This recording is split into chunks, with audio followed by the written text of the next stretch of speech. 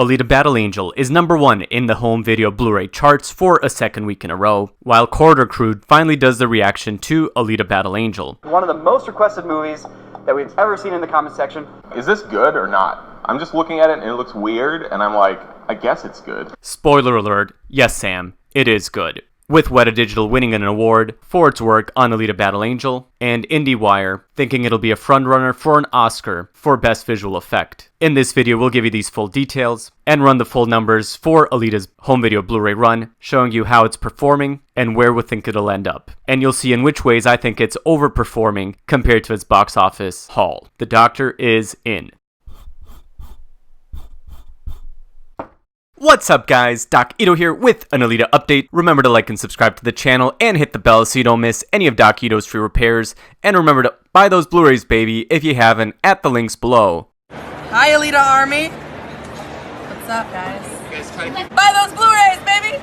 Before we begin, let me just say, I think Corridor Crew is amazing. I love their channel. Their VFX Artist React series is fantastic. And I think they are one of the best channels on the internet, both Corridor Crew and Corridor Digital.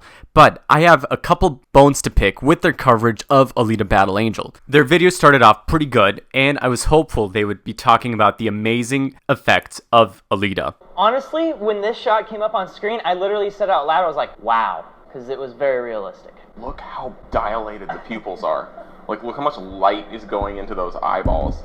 And the problem is, after that, they just started talking about the eyes and anime eyes and how they didn't have budget for the rest of the character and just trying to crack jokes about the big eyes, which I think really was a lost opportunity because of how amazing this movie is and how the tech was really groundbreaking, as you'll see in a minute from various sources recognizing Weta Digital's amazing work on Alita Battle Angel. Is this good or not? I'm just looking at it and it looks weird, and I'm like, I guess it's good. There's a disconnect. The problem is you're taking this crazy, wacky anime character and then comparing that to everyday humans in everyday world and stuff, and so of course it feels super out of place. I feel like you get over that really quickly when you're watching the movie. I know that Ren saw the movie, but I don't think Sam and Nico did at all, which partly is okay if you want to do a reaction to CGI, but taking this scene where it's supposed to be awkward with her falling over and without any clothes is really not the comparison for realism in this movie. And that's one of the things that the movie has been roundly praised for, the fact that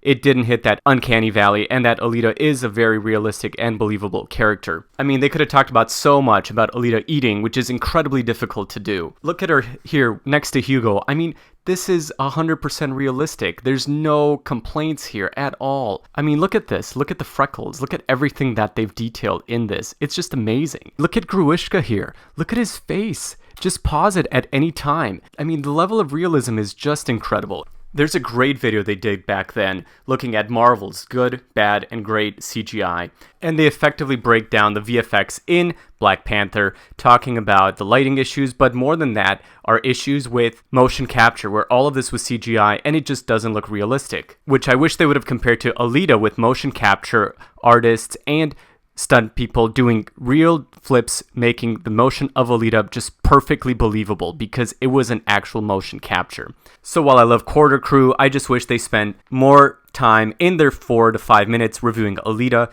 actually looking at CGI, which they did a little bit looking at Zapan's character, rather than making jokes and talking about Alita's big eyes.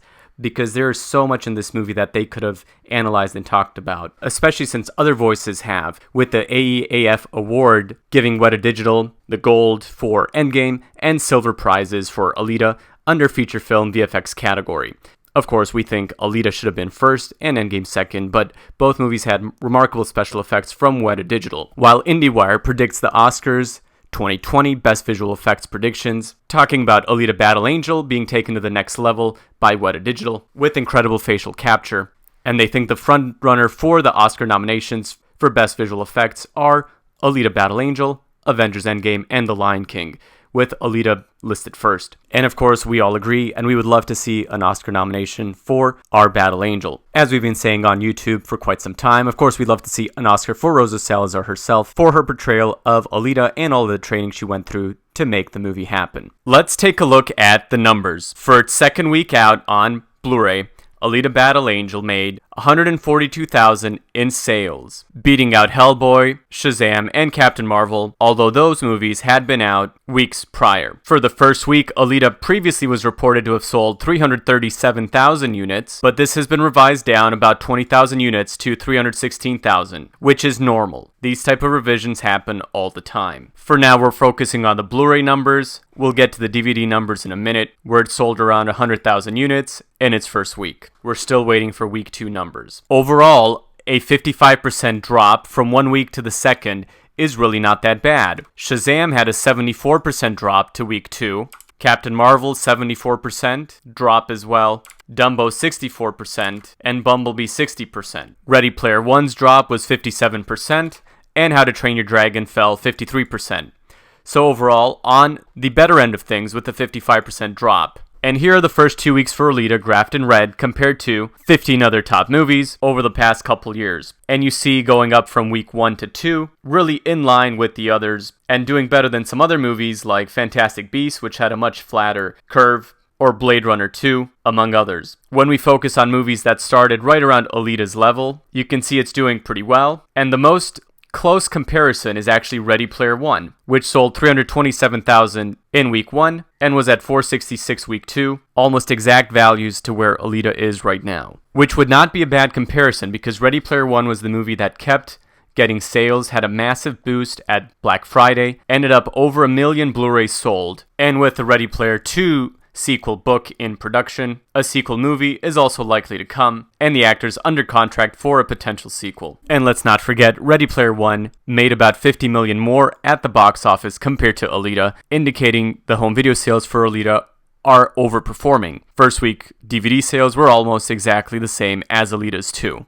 Right now, if we're taking that average movie multiplier from first week sales to the end, the movie's on track to make somewhere around 700,000 Blu-rays sold, but this could be higher, especially since it had a very good second week compared to where it started. To get a sense of how the movie is doing on Blu-ray, let's compare it to Shazam and Captain Marvel, movies that came out around the same time. By week 2, Shazam had sold 560,000 units. Alita's 460,000 is about 82% of Shazam's total value at the same time. However, Alita's box office at 85 million is only about 60% of Shazam's box office numbers, meaning that Alita is performing about 30% higher than it should be performing based on the box office numbers. Captain Marvel at week 2 sold 1.2 million units of the Blu-ray, and if we divide that number, you get about a 38% rate. However, Alita's box office compared to Captain Marvel was 85 million compared to 427 million, a 20% rate. So Alita's sales are about twice as high as you would have expected for a movie that made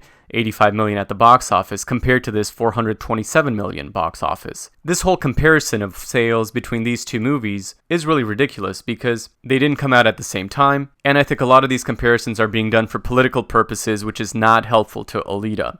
You're allowed to like both movies, you're allowed to be a fan of both genres. But when looking at the ratio, Captain Marvel made 5 times the amount of money in theaters, but Blu-ray sales are only about 2.6 times higher than Alita.